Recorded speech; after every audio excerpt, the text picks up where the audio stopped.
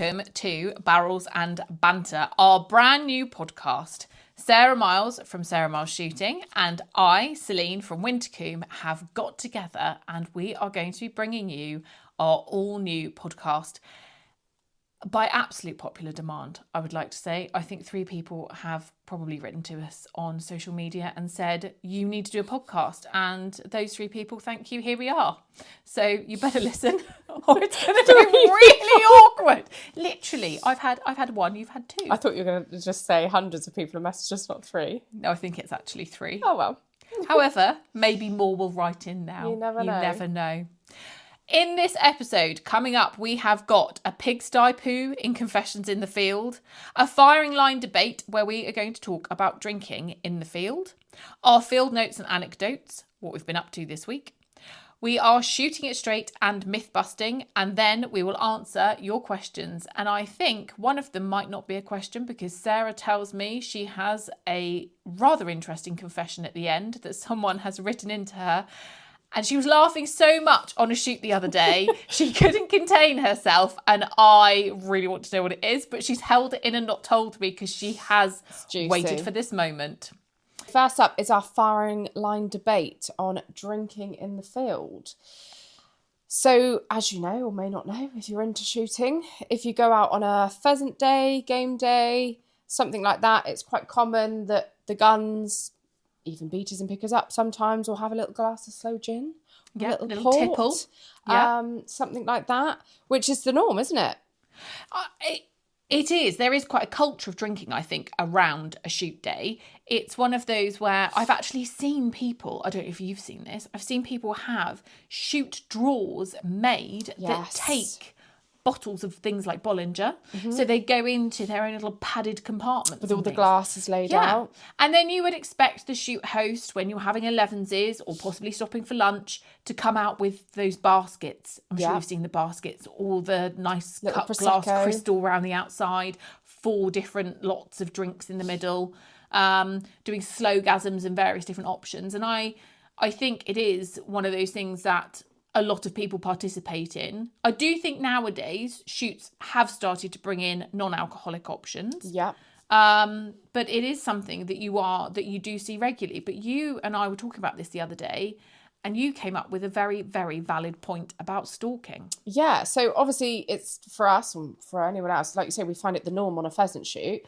But my flip side to this would be if we went out stalking and we started drinking, I feel like there would be absolute uproar.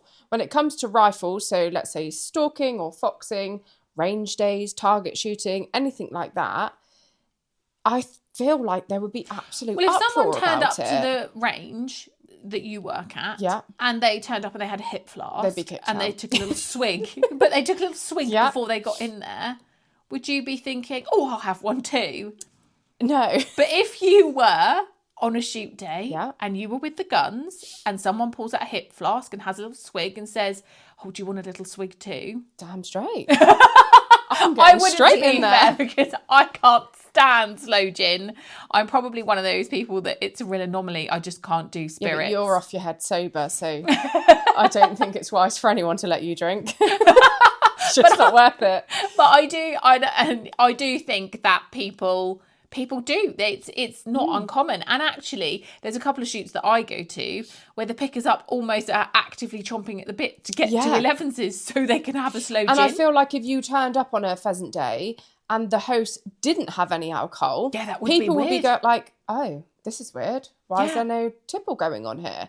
Whereas they probably think of them as being tight because they think, well, why haven't you treated us to that? It's the norm. Yeah. Whereas I feel like you and I go stalking. Imagine if we did a YouTube video and we're like, right, we'll just drop out stalking, guys. But before we do that, we're just going to have a little slowgasm to warm up before we go deer stalking. Can you imagine the comments we get? And I'm not saying either are right or either are wrong. I'm just putting that out. But I just think it's a really interesting contrast. The juxtaposition and the difference of the two is the interesting point, isn't it? It's not actually that we are pro one or anti the other. Yeah. It's just how you've got the same... effectively the same bracket of field sports. It's all involving guns and shooting, yet they are divided quite divisively against drinking. Shotguns are no And safer then than rifles. Do you know what I mean? soon It's not like, oh, well, it's fine because you can never go wrong with a shotgun. That's why you can drink. Like, they're totally safe. So it'd be interesting to see other people's opinions on it as well, as to why, why is it that way? I don't know. Where did this come from? Does anyone know why there is a culture of drinking around that? I mean, even when I've been in France, we lived in France for a while, and I remember going out with some people. We just sort of bumped into them. We didn't really shoot in France. We bumped into them in the field, and they were drinking Ricard. Is it Ricard? Sounds deadly. It's well, let's just say I had a sniff, and I went, "Oh, thank you very much," and passed it to my husband. Thank you so much. Please drink that because I don't want to look like I've been rude. But I think in other countries as well, it's more the norm. I've been to other countries where they're like, I've been in a stand and they've gone, oh, I bought you a beer. And that's with rifles. Wow. Yeah. So abroad in other countries is a little bit more like, you just do it whenever. Is this possibly because of the way licensing is set up and people view shotguns slightly differently and the firearms as slightly more as a tighter thing? Once you're giving your medical, you're talking about mental health and all those things, and they feel that actually the repercussions are higher. I don't know. I mean, realistically, if it goes wrong, you've had a tipple, you're in for it whichever way, aren't you? That is true. I don't think you're going to get it. Well, it was only a shotgun. I'm sorry, I was drunk. I don't think many of these people, to be fair, were drunk. No. Granted, but I do agree that whole, is it right, is it wrong, should you, shouldn't you, but why do we in one sense and not in another? Personally, I'm... You just avoid at all costs. Well, I'm that kind of person that if I had half a glass of wine... Should be on the floor. Yeah, well, I don't even have a mouthful and drive because I am acutely aware... Let alone operate a gun. that's not for me. So I suppose I'm slightly unusual in that sense. You might shoot better after you've had a drink. I might do. I might drive better too. Maybe we could test it out. Good plan. Watch the space. Licensing, don't panic. This will not happen. It would be really interesting to hear what you've got to say on the matter. So if you want to drop us a message, you can on our social medias. But I think, hopefully, you can also comment on this podcast. But as I say, this is a voyage into the unknown for us. So fingers crossed that is something you can do. Hopefully.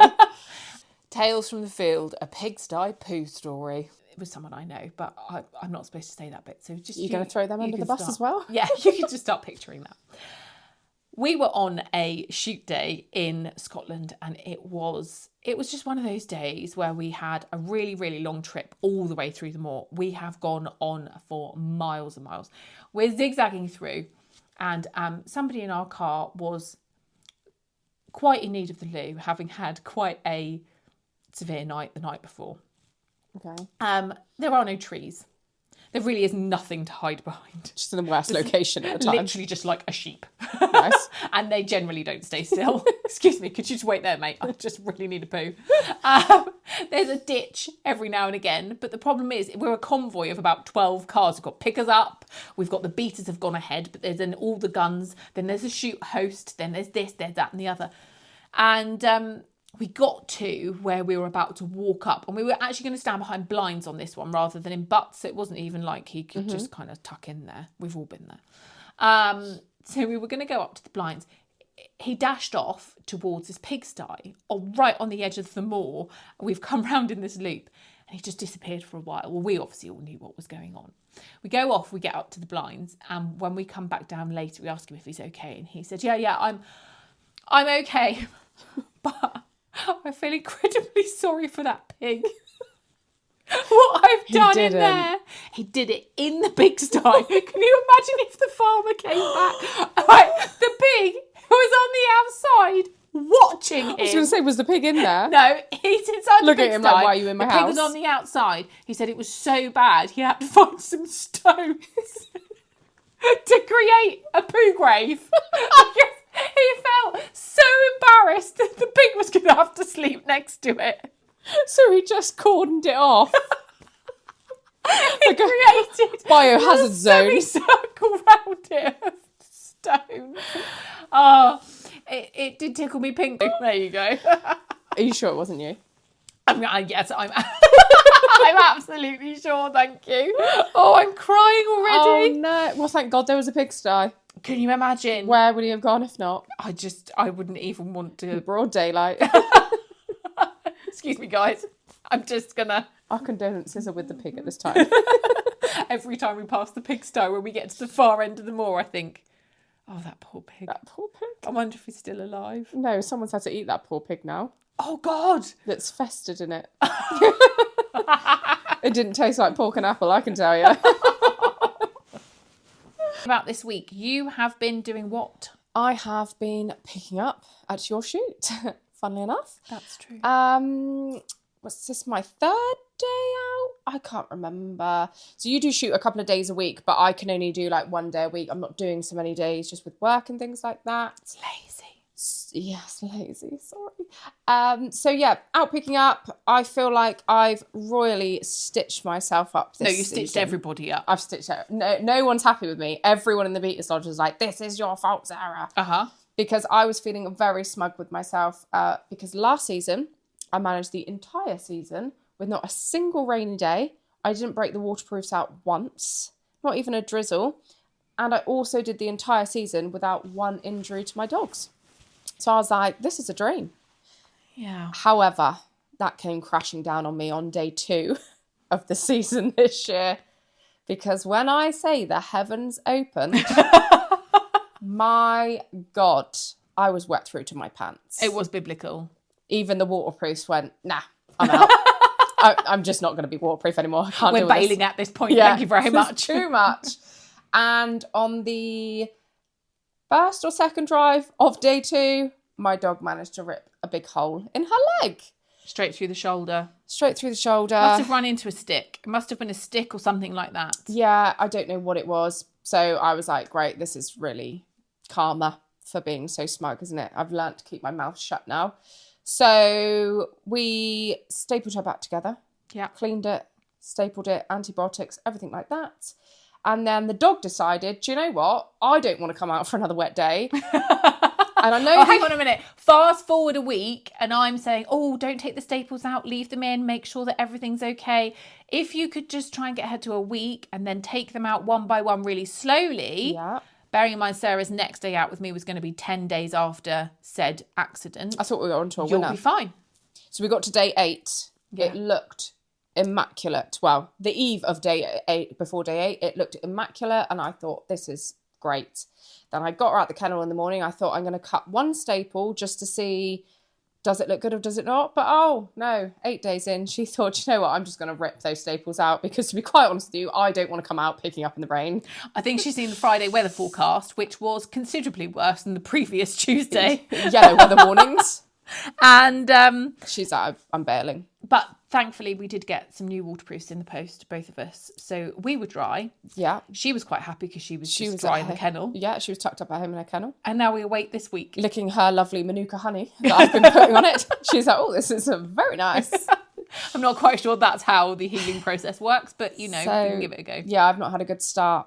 No. Lesson learned. What have you? And you've brought that upon everybody else, I would like to say, by gloating so strongly that you were going to remain dry for your second season in a row. I'm just going to say it's okay, it's going to rain today, and I then think it's too late hopefully it will be sunny. No, Do you think- I think it's too late. think we're in for it? Yeah. I think you've well and truly just brought it upon everybody. Sorry, everyone. I had a visit this week to Queen's College in Taunton. Mm-hmm. Queen's College are a school that do a lot of cooking. There's a chap called Joe Mann who was the champion of champions a few years ago in the Eat Game Awards, and he is a massive champion of game. He takes quite a few of our birds throughout the season. So we'll talk about this in future episodes, I'm sure, a WhatsApp group where some of our birds go to people that way. And Joe does take some to teach the children about provenance, about locally sourced food, about eating game, etc. And he invited me to go along to see him cook one of his new Christmas recipes. Oh my gosh, it looked amazing. It did look really good. He whipped that up in like 5 minutes. He literally did. The kids are going, sir, how are we going to manage to do all this cooking? We've only got 10 minutes left of the lesson. Bang. They'd done it. They were eating. Granted, to be fair, some of them were 5 minutes late to the next lesson. Apologies, tutors. However, this was important. Food was way more important. Well, also they'd made it and they were like, but Sarah, I need to eat it. So actually most of that 5 minutes involved a lot of children going, I'm not leaving till I've eaten it. And it was really lovely to see them. And they were so enthusiastic and it was a good crack. And I even managed to get Joe dancing. And I would like to say, though, it was a year 10 who came up with the choreography and the whole plan based on something off of TikTok. And Joe and I, we were all over it. Just went for it. Joe said, oh no, I'm going to end up breaking out the dad dancing. I think he absolutely smashed it. I was slightly jealous Beat of me his dancing. to it. Yeah, I know. 10 times better than what I'd produced. We spent an hour practicing that. Joe just comes straight in. Joe described me to the children, I think, as borderline professional dancer. Oh, wow. I was like, well, no. I thought you were going to say borderline mental health problems. Why, thank you, Sarah. Why, thank borderline personality disorder. But no, it's amazing. And I think, like you said, like the kids were all excited to eat it.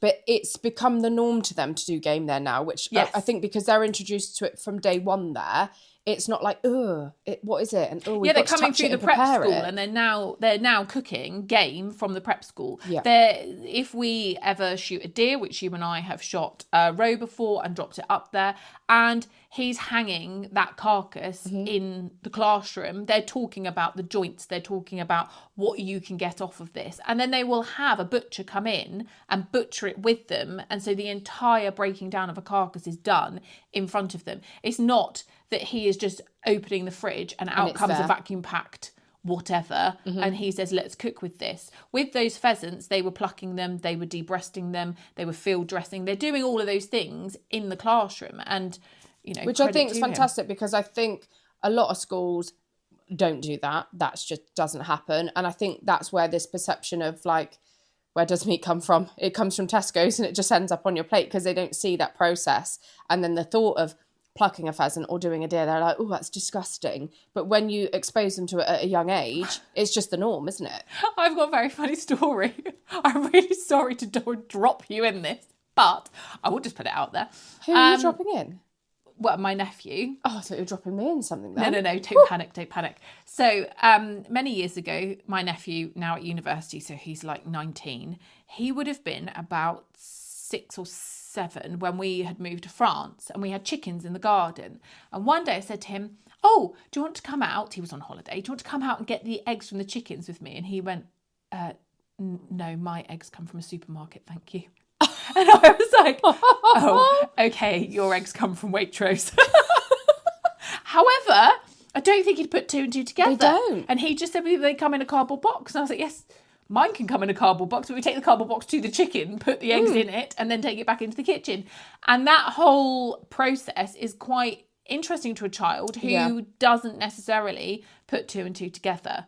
There are plenty of children out there eating mechanically reclaimed meat chicken nuggets that have no concept of what actually is going into their food, and yet would turn their nose up at a piece of chicken breast because it looks like meat. Yeah.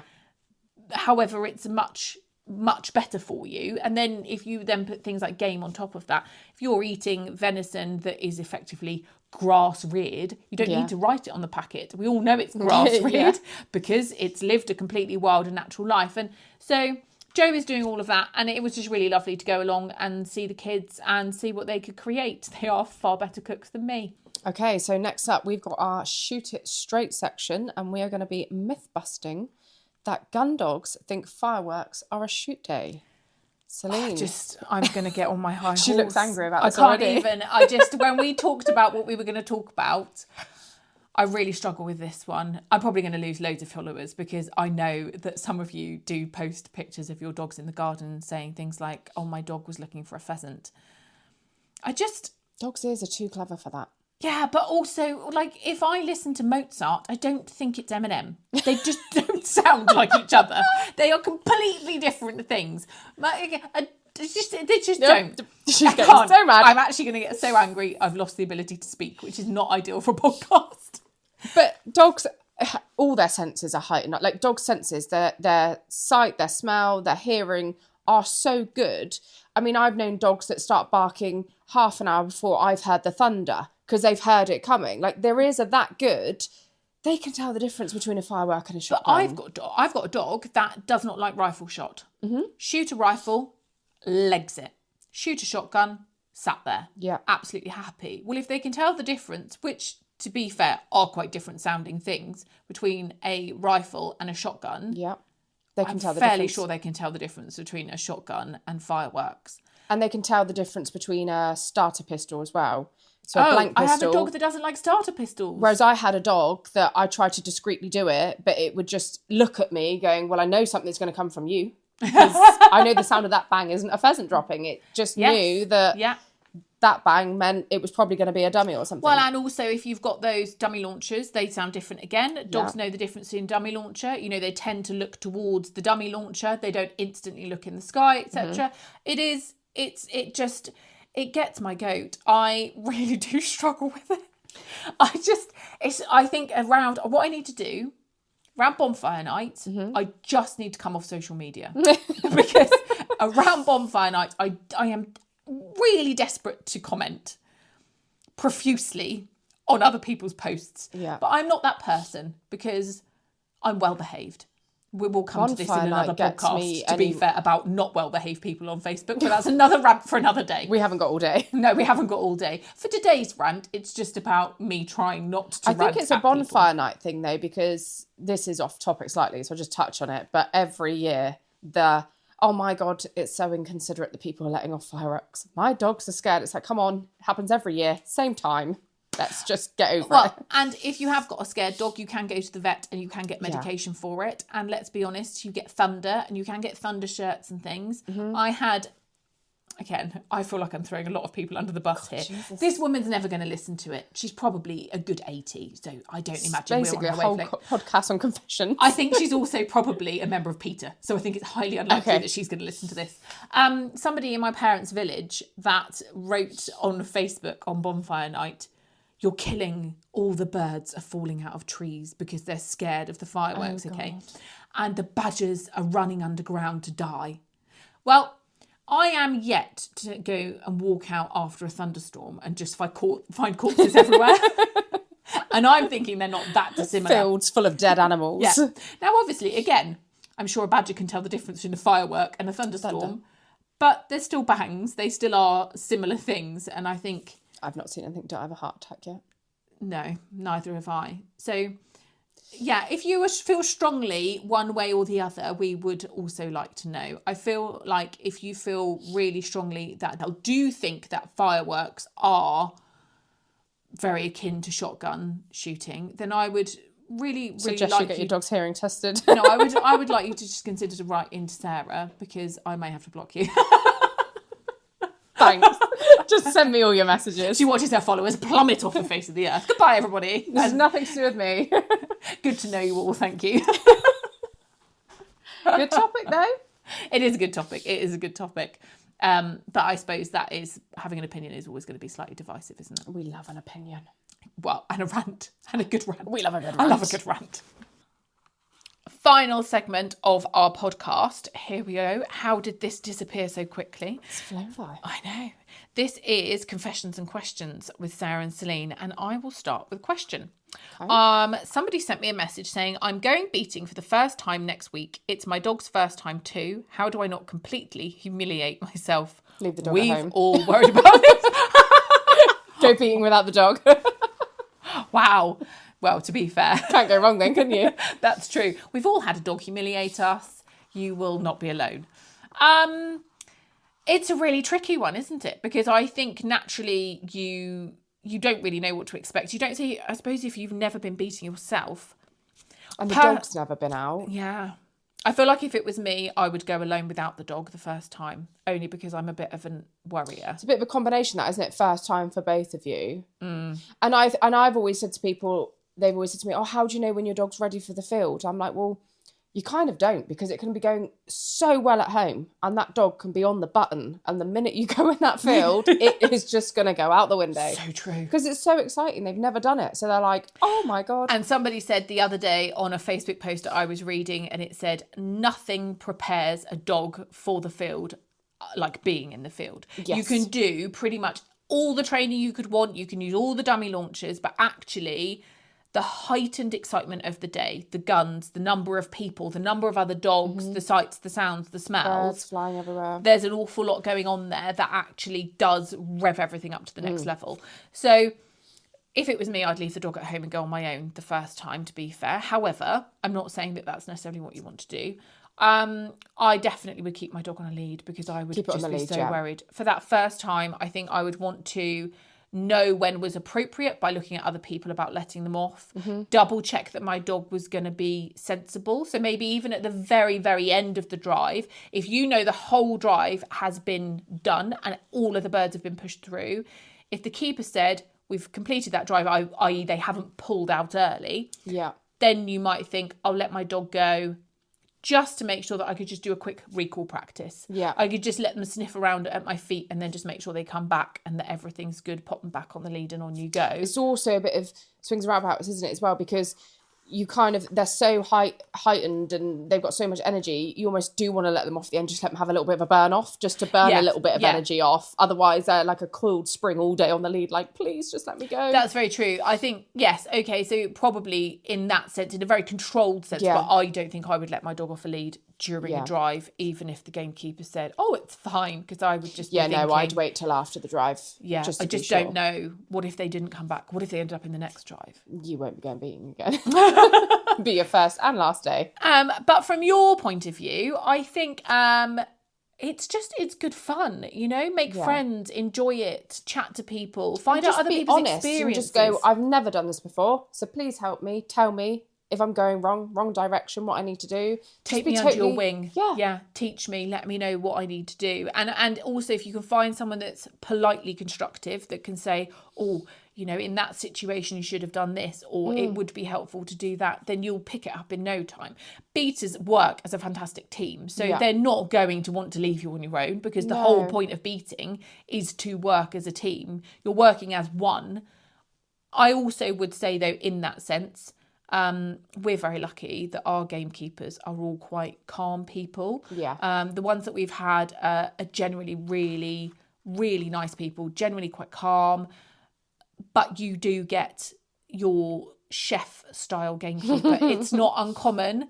Don't take what they say to heart in the heat of a moment if a drive's not going well. Gordon Ramsays of the world. Yes. I think it's an incredibly stressful, stressful. You're trying to basically get a few thousand wild birds into a position with a group of people who, some of them will very much know what they're doing. You get some very seasoned beaters and some people that don't quite get it but just want to go along for fun. Some people that just don't ever listen. There's some people that don't actually listen. To corral them into one place in an ever-changing environment of wind and rain and guns that can't shoot and guns that don't want to shoot that type of bird and all this and trying to achieve a bag. It's so stressful. Going to be perfect. It's so stressful. But don't take what they say to heart because at the end of the day... It's not against you. It's just... The keeper feels like it's all down to him. If it goes wrong, he feels like it's with him, all on my head. So that's why they get a little bit stressed sometimes because they've got a job to do. Don't take it to heart. Really don't take it to heart. But have a really good day because I've been to so many shoots and if you start chatting to people, you'll find that you've got common ground in 5 minutes. And definitely. Everyone loves to talk about their dog. Oh, yeah, exactly. So if you've got a dog, then you're already well in there. You'll be fine. I have a brief confession. Juicy. This was it tickled me. Anonymous? It was anonymous, actually. Not brave enough to put a name to it. It says, I sent my spaniel on a runner. He needed glasses at the time, and he's also quite thick. Setting the scene there. Yeah. Instead of bringing back the runner, he brought me back the gun shoot bag and his cartridges. I think you need to teach your dog to pick up less stuff around the house. Oh, wow. I could imagine. It picks up well. One of my dogs doing that. Yes, that's true. Yeah. Imagine that gun's face where he leans down to grab another cartridge and there's no bag there. He's just like, where's it gone? I have been waiting for this all day. This is Sarah's I've been waiting to tell you this since Friday. Yeah. A few days now. I've struggled to keep it in. I really want to tell you because it's a really juicy story. Before you start, guys, you are going to have to send some more of these in because I just feel this is going to be my favourite It's entertained me all week. It's fantastic. Has it? I love the balls of some people. They haven't even done it anonymously. I'm like, hell yeah. I can't actually remember this guy's name. James. James. This is from James. So, buckle up, guys. It's a bit of a long one, but it's definitely worth it. Now, he's Welsh, and I was going to try and do it in a Welsh accent, but that's just going to go really wrong, okay? So No, I heard your accent the other day on a shoot, and it was very paused there. I thought it was good. So he says, here is one for you. Last winter, I've been out wildfowling early in the morning. Weather was dreadful, and as you can imagine, I'm heading off the marsh onto a coastal path when the heavens opened. So I was going to order some 2x2 to build an ark. Anyway, with the howling wind and pissing rain, I decided to take shelter behind and under a gorse bush that was the other side of the coastal path. I was feeling quite smug as the weather was passing over me and quite comfy with my idiot German pointer. What happens next will stick with me forever. I sometimes meet dog walkers on the path, but that morning was so very different. As I'm tucked in my gorse shelter, dreaming about having a decent dog, I heard a voice and footsteps on the path. Normal, yes, but wait. It was a lady speaking to her dog in a slightly flustered way. I keep tucked up and hopefully she'll pass. Bearing in mind, I'm no more than 6 foot from her. She starts pacing back and forth right behind me. She then proceeds to do the most explosive and thunderous shit imaginable. Right behind me. I don't know what she'd been eating, but that bad boy didn't take much pushing. The smell made my eyes water and my dog almost puked. And then up go her undies and off she goes. Oh my God. But it gets better. Oh, that poor lady. Did she not know he was there? She didn't know he was there, so he just kept really quiet and was looking at the dog like, don't make any noise, otherwise it's going to be really embarrassing for her when she's mid doing it and sees us. Oh my God. So bless him, he just stayed quiet and rode it out. Oh no. So I did reply to James, and then he sent me the most funny voice note, and I think it's even better because he is Welsh. So he has given me permission to play the voice note. Love the Welsh accent. Are you ready? It's obviously funny for you to hear it or to read it. The feelings that I had when I got some, I'll put it this way, she wasn't particularly shapely. She was a big girl doing that. I got my dog with me, who was quite reactive, and I've got my hand over her gob, thinking, you make one noise now, that woman's going to be a bit scared, probably put a bit more power into what she's doing, and I might end up wearing it down the back of my neck, and top that up with the most massive embarrassment for her and me. I'm like, wow, I was traumatized. After she went, I sat there like a scalded cat, still with the smell of that tangy shit wafting over me. And I was like, wow, what the hell just happened there? It was it's unbelievable. And honestly, I went up onto the path, like around or back onto the track where she'd left this looked like a microwaved walnut whip. It was disgusting. And there's no way she wiped with anything because it was a dirty rat. It was unbelievable. Yeah, so yeah, quite traumatic. I got no real nice story. But yeah, great. Excuse my dodgy Welsh accent. Oh, that's horrific. Oh my God. How good is Poor that? lady. I bet she was properly scouting around and looking for somewhere that no one would be there.